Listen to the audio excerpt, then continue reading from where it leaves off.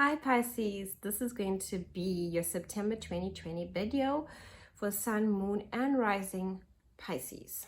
So Pisces, on the 2nd of September, you're going to have a full moon in your first house asking you to let go, surrender of all the things that no longer serve you. If it's a toxic relationship, if your job is too stressful, if things are holding you back, because this is in your first house of self, it's asking you to ask yourself, what do you want? What is important to you? What makes you feel happy? What do you want in your life? What inspires you? What is holding you back? Are you stuck in self-sabotaging? Are you stuck in toxic relationships? Are you stuck in things that are just not good for you? Are you thinking negatively about yourself? Are you procrastinating? Is it self-doubt? Are you having deep insecurities? Now's the time to let go, release, surrender, so that you basically can allow for beautiful new things to enter your life. On the 6th of September, we have Mercury entering your 8th house. Here you asked to look at the 8th house of partnerships when it comes to finance and also intimacy. So your thoughts, because it's Mercury, you're going to be thinking along the lines of finances and partnering up and business investments and all of those things, all those projects when it comes to money and finance. But because it's Mercury in the 8th house, you have the opportunity to research and go deep into the thinking along those lines, like really go deep and investigating and understanding and gaining knowledge. With it also being in the house of intimacy, you're allowed to basically communicate and open up and express your deepest feelings, being more intimate with people closest to you and sharing yourself in a deeper way with your communication. On the 7th of September, we're going to have Venus entering into your 6th house.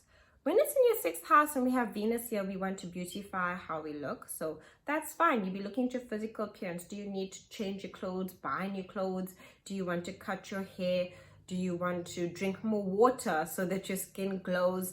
All of those kinds of things that where you're actually looking at, how can I make myself feel good physically?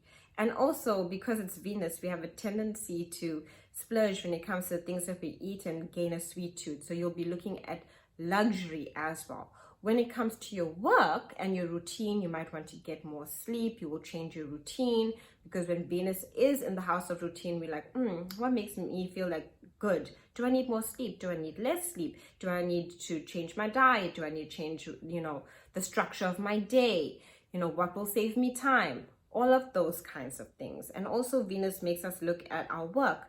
Do I find fulfillment and enjoyment in my work? Is it kind of just draining me and I don't feel fulfilled? Because Venus is about our love, our emotion. And when it's in this area of basically, health and home and health, it really is asking us to, how do we feel? What makes us feel comfortable? What makes us feel good, basically, and really embark on that journey. On the 9th of September until the 13th of November, we have Mars retrograde. So Mars retrograde is happening in your 2nd house. And here you're asked to look at your finances. What is it that's making you feel frustrated? Are you in conflict about something? And let it go. Don't allow Mars retrograde to make you feel frustrated and tense. A lot of people can feel that way during a Mars retrograde, because Mars is the planet of action, and we asked to stop, take a break and take a moment and relook at things.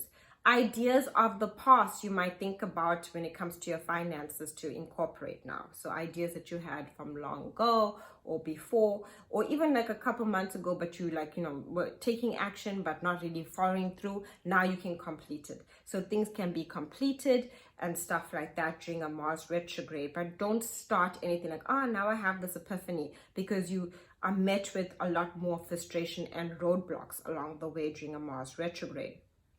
But you will be looking at your finances and thinking about it and, working in that aspect. And also kind of where you get stuck with something, just reviewing it, gaining a new perspective when it comes to your finance with that Mars retrograde happening in your 2nd house.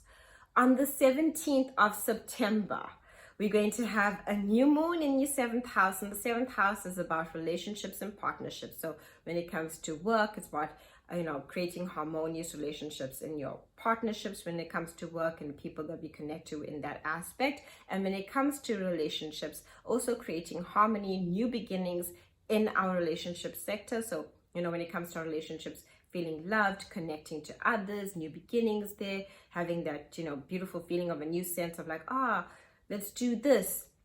And, let's try something new. Also, it's a good time for new people, new love interests also to come into your life around the new moon that's happening in your 7th house. So it's a very beautiful time for allowing that new beginning to happen there in your 7th house with that beautiful new moon and connecting to others. So that's the beautiful energy for September. And then on the 23rd, we're going to have the sun enter your 8th house again.